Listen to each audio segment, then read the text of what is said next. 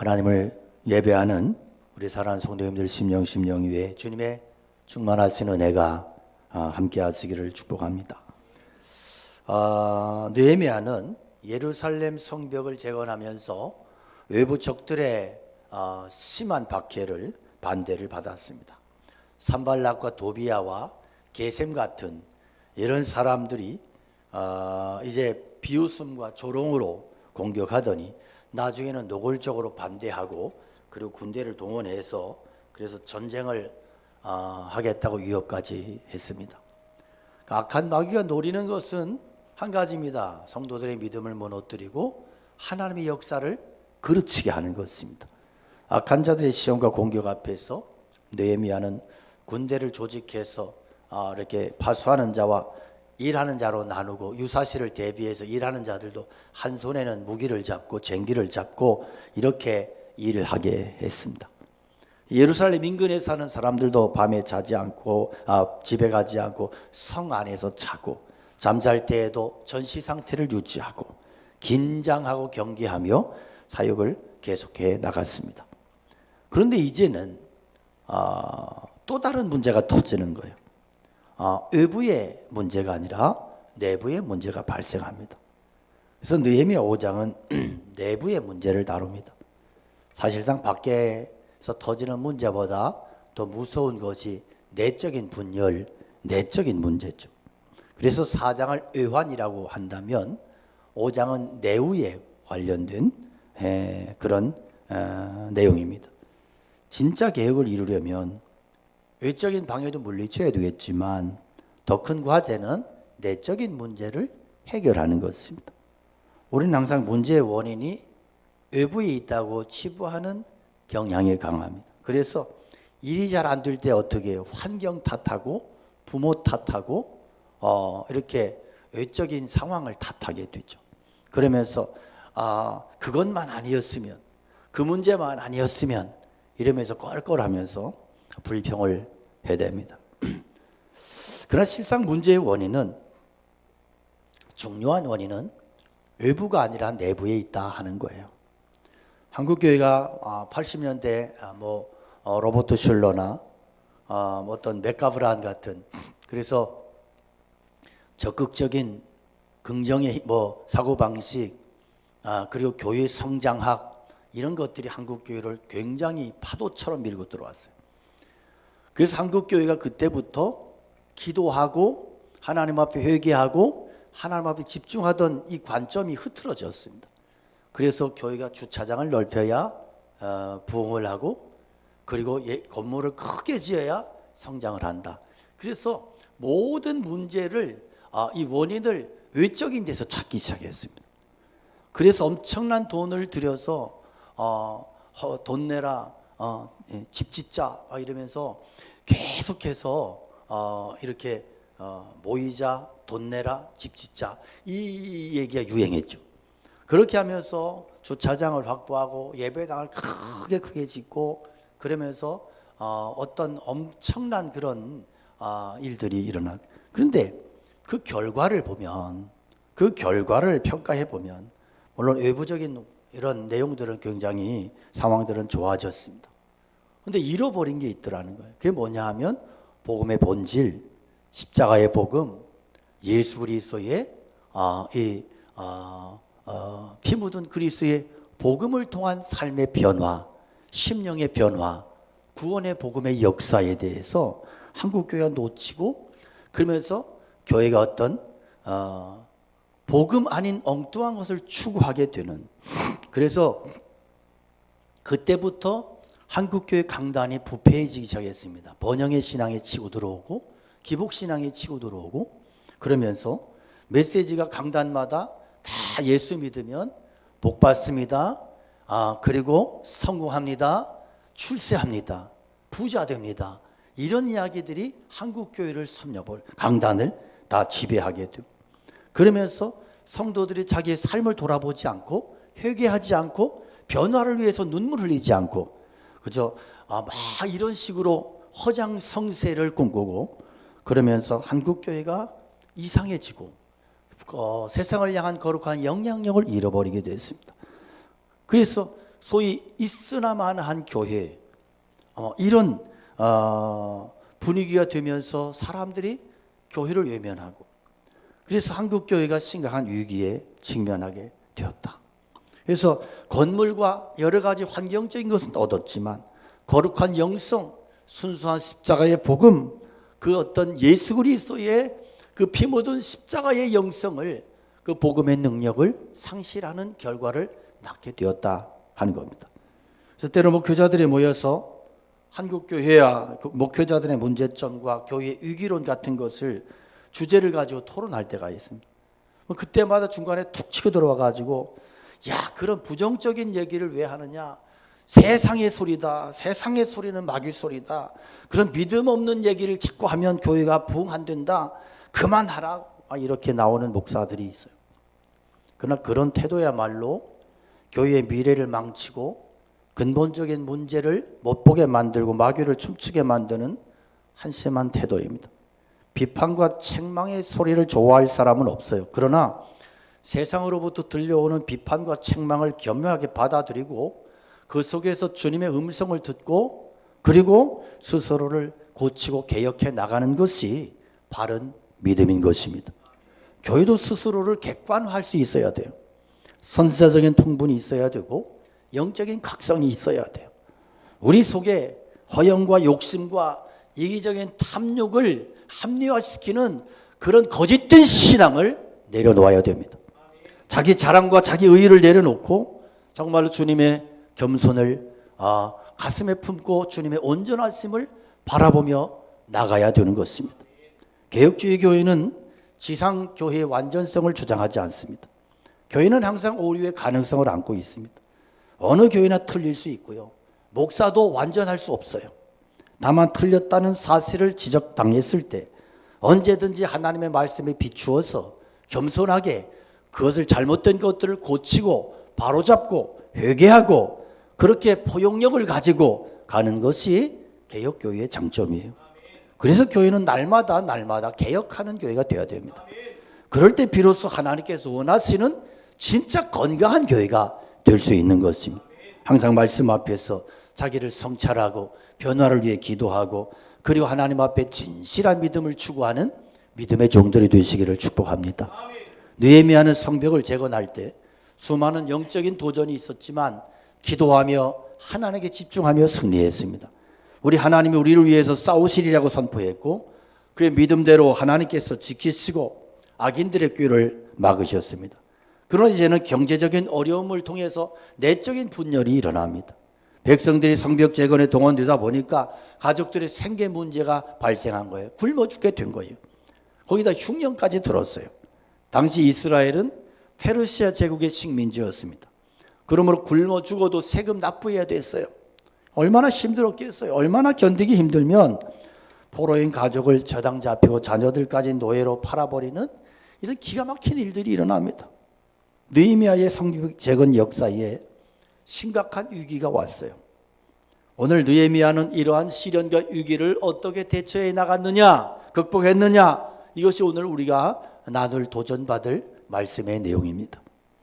먼저 4장까지의 내용을 보면 외부의 영적 도전 때문에 시련을 겪었습니다. 외부의 적들이 하나님의 역사를 이루지 못하도록 방해했습니다.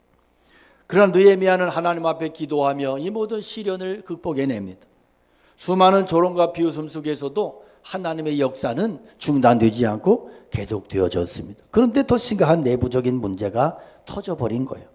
그래서 그 내용이 오늘 본문 1절에서 5절까지 나타나는데 성벽 재건을 위해서 사람들이 예루살렘에 모였어요.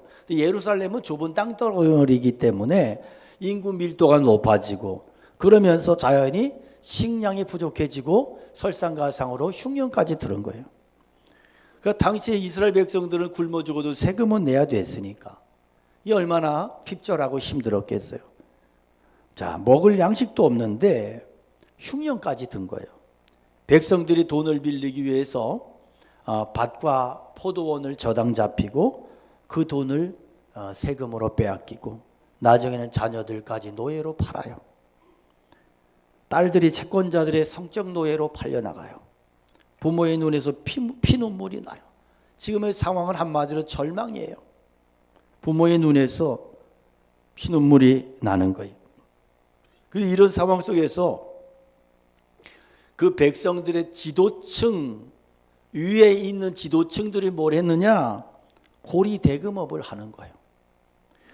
자, 이 불쌍한 사람들에게 돈 빌려주고 대신에 자녀들을 높은 이자를 받고 이자를 못 내면 자녀들을 노예로 뺏어가는 이런 일들이 이스라엘 백성들 안에서 일어났던 거예요. 그러니까 여러분, 진짜 적이 누구예요? 성벽 재건을 방해했던 산발랏이나 도비아나 게셈 같은 이런 사람들이 아니고 진짜 적은 내부에 있었다. 백성들의 지도자들, 귀족과 민장들이 이스라엘의 진짜 적이었어요. 이렇듯 공동체가 건강하고 바르게 서기 위해서는 악한 지도자들이 먼저 회개하고 변화받아야 됩니다. 이런 동족의 시련을 맞이했을 때 느헤미야가 보인 반응이 뭐냐? 6절에 보면 내가 백성의 부르짖음과 이런 말을 듣고 크게 노하였다. 백성들의 부르짖음에 귀를 기울였다는 거예요. 고통과 고난과 절망 속에서 울부짖는 소리에 귀를 기울였어요. 어쩌면 느헤미야는 이런 이야기를 못 들은 척하면서 소위 기득권과 손을 잡고 그냥 채찍질할 수 있었어요. 이게 일반적인 정치가들이 지도자들이 하는 그런 모습이잖아요. 기득권과 맞서면 손해가 너무 많아 진도가 안 나가. 그러니까 그냥 눈 감아주면서 기득권 손잡고 퉁치면서 가는, 이게 일반적인 정치 논리잖아요. 기득권의 비유 건드리면 힘들어지니까. 그러나 느헤미야는 어떻게 했느냐? 오히려 그들을 향하여 불같이 분노해요. 그러니까 느헤미야의 분노는 단순히 백성들에게 분노한 게 아니라 하나님의 언약의 백성들이 하나님의 말씀에 불순종하고 불신앙적인 삶을 살아갈 때 그런 모습 때문에 분노했던 거예요. 하나님의 거룩한 선민 공동체가 인간의 탐욕으로 인해서 무너져가는 것을 바라볼 때 거룩한 분노가 일어났던 거예요. 왜 하나님께서 이스라엘 백성들을 포로에서 돌리셨어요? 이방인들 가운데에서 하나님의 이름을 드러내라고. 그러나 그들은 하나님의 은혜를 배반하고 그 거룩한 하나님의 이름을 욕되게 하는 것을 바라볼 때 거룩한 분노가 느헤미야의 가슴에서 터졌던 거예요. 오늘 느헤미야의 분노는 사사로운 개인의 감정이 아니라 하나님의 거룩한 공동체 안에서 하나님의 이름이 훼손당하고 하나님의 이름이 업신여김당하고 그들 안에서 하나님을 향한 믿음이 사라져버린 이러한 모습들을 보면서 느헤미야의 가슴에 거룩한 분노가 일어났단 말입니다. 출애기 32장을 보면 모세가 하나님으로부터 계명받기 위해서 시내산에 올라가요. 근데 모세가 올라가서 빨리 내려오지 않으니까 밑에서 백성들이 불안하고, 그래서 아론을 중심으로 해서 가락지를 빼고 귀고리를 빼고 해서 금을 다 모아가지고 금송아지 우상을 신상을 만들어요. 자, 그래놓고 너희를 애굽에서 인도해낸 신이래요. 그 금송아지의 이름이. 그래서 모세가 내려와 보니까 기가 막힌 거죠. 그래서 하나님이 써주신 돌판을 깨뜨려 버려요. 모세의 분노는 단순한 분노가 아니에요. 이스라엘 백성들이 실상을 봤을 때 이들에게는 더 이상 하나님의 언약의 돌판이 필요 없다. 이들은 하나님의 언약을 따라 살 자격이 없는 존재들이다. 그렇게 분노했던 거예요. 그런데 오늘 느헤미야는 크게 분노했지만 즉시로 분노를 가라앉히고 신중하게 생각하고, 그리고 부요층과 지도자들을 꾸짖습니다. 너희들이 불쌍한 형제들에게 높은 이자를 받았다고 무섭게 책망하고. 왜? 이것은 하나님의 율법을 어기는 행위잖아요. 그래서 하나님의 백성들은 이 고리대금업 이런 거 하면 안 되는 거예요. 사채업자 이런 거 하면 안 되는 거예요. 옛날에 보면 교회 안에서도 돈 많은 권사님 이런 사람들이 은근히 교인들 쿡쿡 찔러가지고 돈 필요해? 이러면 사채업하는 그런 이상한 권사님들도 있었는데, 그런 거 하면 안 되는 거예요. 못된 짓이에요, 이것은. 우리가 유다 백성들을 이방인들의 손에서 다시 찾아왔는데 당신들은 그 형제들을 팔아먹으려고 한다고 꾸짖어요. 형제들에게 이자 돌려주고 포도원, 밭, 감남원, 집 다 돌려주라. 양식, 새 포도주를 돌려보내라. 책망을 하고 그렇게 처방을 했어요. 여러분, 오늘 느헤미야의 분노가 어떤 분노냐? 하나님의 백성들이 하나님의 뜻과 하나님의 말씀을 저버리고 자기 식대로 자기 방법대로 그렇게 살아가는 그런 이기적인 그런 삶의 모습을 보면서 거룩한 분노가 일어난 겁니다.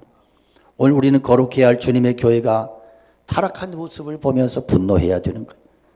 여러분, 거룩한 믿음을 따라 살지 못하고 하나님의 말씀의 법과 식대로 살지 못하고 세상의 정신에 매몰된 채로 죄를 밥 먹듯이 그렇게 하면서 세상의 논리를 끌어안고 그러면서 입으로는 주여주여하고 나의 삶으로는 세상의 방식을 붙잡고 살아가는 비겁한 내 신앙의 몰골을 쳐다보면서 분통을 터뜨려야 되는 것이에요. 성경은 분노 자체를 정죄하지 않습니다. 에베소 4장 26절에 보면 분을 내어도 죄를 짓지 말아라. 해가 지도록 분을 품지 말라고 했어요. 분을 낼 수 있고 화를 낼 수 있는데 문제는 그 분노의 원인이 뭐냐는 거예요. 오늘 대부분의 그리스도인들에게는 거룩한 분노가 사라졌어요. 오히려 시기 질투로 동생을 쳐 죽였던 가인의 분노만 남아 있어요. 이 시대는 분노와 충동 조절 장애가 극에 달한 시대입니다. 언제 어떤 사건이 터질지 모르는 그런 불안한 시대입니다. 요즘도 끔찍한 사건들이 이상한 사건들이 일어납니다. 자신 속에 끓어오르는 분노를 불특정 다수를 향해 쏟아내는 그런 무서운 시대에 살고 있습니다. 이에 비해서 거짓과 불의를 향한 거룩한 분노는 안타깝게도 점점 사라지고 있습니다. 복음의 진리는 약해지고 거짓된 복음이 활개치는 이 세대를 보면서 영적으로 무감각해지고 아무런 도전도 없고 답답함도 없다면 저와 여러분은 이미 영적인 위기를 맞고 있는 것입니다. 자신의 삶을 고치지 않고 앉아서 설교만 듣고 그렇게 설교 말씀만 듣고 있는 것은요, 설교를 즐기고 있는 것에 불과합니다. 하나님 앞에 거룩한 삶이라고 하는 것은 결단과 도전만으로 되는 게 아니고요, 그 결심을 실천하고 실행할 때, 삶을 통해서 이 개척에 나갈 때 거기에서 거룩한 삶이 일어나는 것입니다. 말씀 듣고 자극만 받으면 안 되는 거죠. 우리가 언제는 도전 못 받았어. 그래서 우리의 삶이 달라지지 않았습니까? 도전만 받고 끝나는 것이 문제인 것입니다. 영적 생활에 눈먼 은혜는 있을 수 없는 것입니다. 은혜를 사모하지도 않고 거룩에 대한 열망도 없는데 어느 날 로또 당첨되듯이 은혜가 내게 하늘로부터 뭉태기로 떨어지지 않는다는 것입니다. 여러분, 느헤미야는 내부적인 문제를 해결하기 위해서 전체가 모인 자리에서 이것을 공론화시키고 이 문제를 해결하기 위해서 대회를 열어요. 느헤미야는 현실 앞에 주어진 상황을 정확하게 분석하고 그리고 영적인 정확한 분석과 함께 판단을 내리는데, 첫째는 너희들의 소행이 좋지 못하다는 거예요. 두 번째는 이런 모습들이 결국은 이방 민족들에게 비방거리가 된다는 거예요. 아이고, 저것들도 하나님의 백성이라고 저들끼리 고리대금업하고 그리고 자식들을 팔아넘기고 꼬라지 좋다 이거예요. 여러분, 우리가 똑바로 정신 차리고 살지 못하면 이방의 비방거리가 되고 하나님 앞에 아무리 예수 믿으세요 어쩌고 해도 내 삶이 그리스도를 부정하는 삶의 자리에 처하게 되면 말짱 도루묵 되는 거예요. 아무것도 소용이 없는 거예요. 그다음에 이것은 하나님을 경외하는 행동이 아니라는 거예요. 믿음을 저버리는 것이라는 거예요. 너의 믿음이 과연 무엇이냐 하는 거예요. 느헤미야가 정확하게 영적 분별력을 가지고 지적했을 때 그들은 모두 잠잠해졌고, 이어서 느헤미야가 구체적인 대안을 제시하는데 11절에 보면 그런즉 너희는 그들에게 오늘이라도 그들의 밭과 포도원과 감람원과 집이며 너희가 구워준 돈이나 양식이나 새 포도주나 기름의 100분의 1을 돌려보내라. 그렇게 처방합니다. 그랬더니 반응이 뭐냐? 우리가 당신의 말씀대로 행하여 돌려보내고 그들에게서 아무것도 요구하지 않겠습니다. 그랬더니 제사장을 불러서 말한 대로 행하겠다고 맹세를 시켜요. 하나님 앞에서. 느헤미야의 권고를 들은 지도자들과 부유한 자들은 느헤미야의 권고를 따르고 순종했습니다. 그 이유가 뭐냐? 느헤미야의 권고가 정확하게 하나님의 말씀에 근거한 것이었고, 또 느헤미야가 이방인들에게 종으로 팔린 그들을 위해서 목숨을 걸고, 자기의 모든 직을 걸고 목숨을 걸고 그렇게 수고하고 헌신한 것을 알았기 때문입니다. 오늘 느헤미야는 유다 백성 공동체가 시련을 맞이하게 된 근본적인 원인이 성벽 공사 때문이 아니라 유다 백성들 사이에 하나님의 은혜가 떠났고 하나님의 언약의 말씀을 저들이 잊어버리고 저들이 신앙의 곁길로 떨어져 나가기 때문에, 그래서 지금의 시련이 왔다고 정확하게 진단을 하고 있는 것입니다. 그래서 공동체 안에 사랑이 식어져 버리고 믿음이 바닥나 버리는. 그래서 느헤미야는 문제의 원인이 외부에 있는 것이 아니라 바로 그 문제 속에 해답이 있다고 하는 것을 제시하고 있는 겁니다. 여러분, 이 세상에 많은 문제가 항상 우리 앞에 장애물로 있습니다. 문제 없는 사람 없고 가정 없고 교회 없고 사회 국가 없어요. 이 땅의 모든 인간은 문제에 얽매여 살아요. 그래서 예수님이 수고하고 무거운 짐진 자들아 내게로 내가 너희를 쉬게 하리라. 수많은 문제 속에 무거운 짐을 지고 가는 우리 인간들의 모습을 잘 보여주고 있는 겁니다. 오늘 느헤미야의 처방이 뭐냐? 문제 속에 해답이 있음을 제시하는 거예요. 그러나 오늘 우리는 어떠냐? 모든 문제는 자신하고 상관이 없다는 식으로 생각해요. 환경의 문제로 돌리고 책임을 전가해 버리고. 여러분, 우리의 신앙의 모습이 어때요? 평소에는 하나님 잘 믿는 것 같은데 어떤 문제를 만나면 맞닥뜨리면 전혀 그 문제를 푸는 방식이 믿음이 아니에요. 늘 불신앙이에요.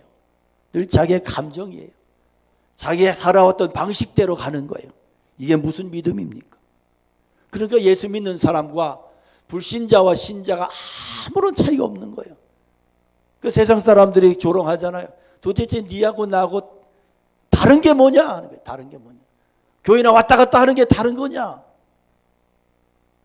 구약의 엘리야를 보면 엘리야는 갈멜산에서 화려한 영적 승리를 거둡니다. 하나님 앞에 엄청난 영적인 그런 갈멜산의 전투에 승리하고, 그리고 바알과 아세라 선자를 기손 시내가에서 심판하고 놀라운 하나님의 능력을 체험했는데, 그리고 나서 아방의 아내 이세벨이 협박 편지를 보내요. 내가 너를 죽인다. 그랬더니 엘리야가 갑자기 멘붕이 됐어요. 멘붕. 그래서 절망의 나락에 떨어져 가지고 그 소리를 듣는 순간 광야로 미친 듯이 도망을 치고, 그리고 하나님 앞에 자기를 죽여달라고 자살 기도를 해요. 엘리야가 문제에 직면했을 때 낙심과 절망의 원인이 외부에 있다고 잘못 판단했던 거예요. 그러니까 사탄은 항상 우리를 이렇게 속여요. 그래서 열왕기상 19장 3절에 보면 그가 이 형편을 보고 일어나 자기의 생명을 위해 도망쳤다. 그가 하나님을 바라보며 이 문제를 풀었다가 아니에요. 형편을 보고 눈이 뒤집어져서 그래서 혼비백산 도망쳤다, 그런 거예요. 생명을 위해서 도망쳤다. 엘리야는 지금 환경 발생한 문제 때문에 이세벨에게 잡혀 죽게 됐다고 잘못 판단한 거예요. 그런데 오늘날 이런 모습이 몰골이 우리들의 모습이더라 하는 거예요. 저는 여러분의 삶 속에 어떤 문제가 있는지 구체적으로 다 몰라요. 직장의 문제, 가정의 문제, 자식의 문제, 갈등할 수 있어요. 건강의 문제 때문에 절망할 수 있어요. 그래서 이런 문제로부터 다 피해 도망치고 싶다. 그런데 도망친다고 도망쳐지느냐? 이런 문제 다 피해서 도망치고 싶고, 그래서 휴가 떠났다가 돌아오면 모든 문제 해결되어 있느냐? 며칠 동안은 더 죽습니다. 그렇게 도망친다고, 피한다고 해결되는 문제가 아니고, 믿음의 해법이 뭐예요? 그 문제 피해서 도망치는 게 아니라 그 문제 끌어안고 하나님께로 나아가 엎드리는 거예요. 할렐루야. 느헤미야는 모든 문제 해결자가 하나님이신 줄 알고 있었어요. 그래서 15절에 보면 나보다 먼저 있었던 총독들은 백성에게서 양식과 포도주와 또 은 40세계를 그들에게서 빼앗았고 또한 그들의 종자들도 백성을 압제하였으나 나는 하나님을 경외함으로 이같이 행하지 아니하였다. 그는 총독으로서 월급도 반납하고 백성들의 그 착취도 하지 않고 도리어 성벽 재건에 온 힘을 다했어요. 그 이유가 뭐냐? 그는 하나님을 경외하는 자였기 때문에. 일반적으로 사람들은 자신의 지위가 올라가고 소위 출세하게 되면, 성공하게 되면 하나님을 잊어버려요. 그러나 느헤미야는 수상궁에 있을 때나 예루살렘에 있을 때나 언제나 그 어떤 상황 환경에 구애받지 않고 하나님을 늘 경외합니다. 여러분, 이런 믿음 될 수 있기를 축복합니다. 내 상황이 어떻든지 상관없이 흔들리지 않는 것이 진짜 믿음이지. 환경이 좋을 때는 뭐 주님 사랑해요 뭐 이러면서 온갖 아양 다 떨다가 환경이 좀 안 좋아지니까 하나님 나한테 어떻게 이럴, 하나님이 살아계시면 나에게 이런 일이 있을 수, 그건 이미 환경 좋을 때도 하나님 앞에 불신앙이었던 거지. 환경 좋다고 믿음 좋고 환경 나쁘다고 뭐 믿음이 흔들린다면 그딴 믿음이 무슨 필요가 있겠어요. 그러니까 느헤미야의 신앙은 그런 거예요. 어떤 환경에서도 흔들리지 않는 거예요. 내가 요동하지 아니하리로다. 그게 믿음이에요. 그러니까 그는 항상 어떤 형편에서도 하나님을 경외하고, 그는 거룩한 자존심이 있었어요. 하나님 앞에서, 사람들 앞에서 깨끗한 경건한 삶을 살았어요. 오늘날 하나님의 백성들에게 회복되어야 될 정신이 거룩한 자존심이에요. 많은 신자들이 아주 유치한 것에 대해서는 목숨 걸고 자존심을 거는데, 그런데 정작 자존심을 걸어야 될 신앙에 있어서는 하나님 백성으로서의 거룩한 자존심은 찾아볼 수 없다고 하는 것이 문제인 것입니다. 오늘날 문제가 되는 것 중에 하나가 그리스도인들의 정직성이에요. 수십 년 전만 해도 교회 다닌다 그러면 그 사람 정직하겠구만 그랬는데, 지금은 교회 다니는 것들이 더 악랄하고 더 사기를 친다는 얘기를 해요. 아주 이기주의의 혈안이 되어 있어요. 여러분, 우리는 스스로를 향해서 날마다 이런 질문을 던지고 답을 해야 돼요. 나는 그리스도인으로서 부끄럼 없는가? 내 양심은 정직한가? 내 믿음은 정직한 신앙인가? 내 안에는 그리스도의 정체성이 살아있는가? 여러분, 오늘 성경이 우리를 향한 도전이 뭐예요? 성도의 문제는 결국 하나님과의 문제라는 거죠. 그러므로 인생이 꼬이고 사방이 가로막혀 길이 보이지 않을 때 가장 먼저 할 일이 뭐냐? 하나님과의 관계를 회복시켜라, 세워라. 모든 문제 해결자이신 하나님과의 관계에 최우선 순위를 두고 믿음으로 해결해 나갈 때 그 길이 열려지더라는 것입니다. 이스라엘 백성들이 낙심과 절망의 고통 속에서 아무런 문제 해결의 빛이 보이지 않을 때 하나님께서 이사야를 통해 주신 말씀이, 너는 알지 못하였느냐, 듣지 못하였느냐. 영원하신 하나님 여호와 땅끝까지 창조하신 이는 피곤하지 아니하시며 곤비하지 않으시며 명철이 한이 없으시며 피곤한 자에게는 능력을 더하시며 무능한 자에게는 힘을 더하시나니, 소년이라도 피곤하며 곤비하며 장정이라도 넘어지며 쓰러지되 오직 여호와를 앙망하는 자는 새 힘을 얻으리니 독수리의 날개치며 올라감 같을 것이요 다른 박질하여도 곤비하지 아니하겠고 걸어가도 피곤하지 아니하리로다. 할렐루야. 여기서 독수리가 날개치며 올라간다고 하는 게 뭐예요? 자기가 막 몸부림쳐요. 독수리를 보면 여러분, 통닭과 이 독수리의 날개짓의 차이가 뭔지 알아요? 통닭은 이렇게 하면서 몸부림을 치는데 얼마 못 날아요.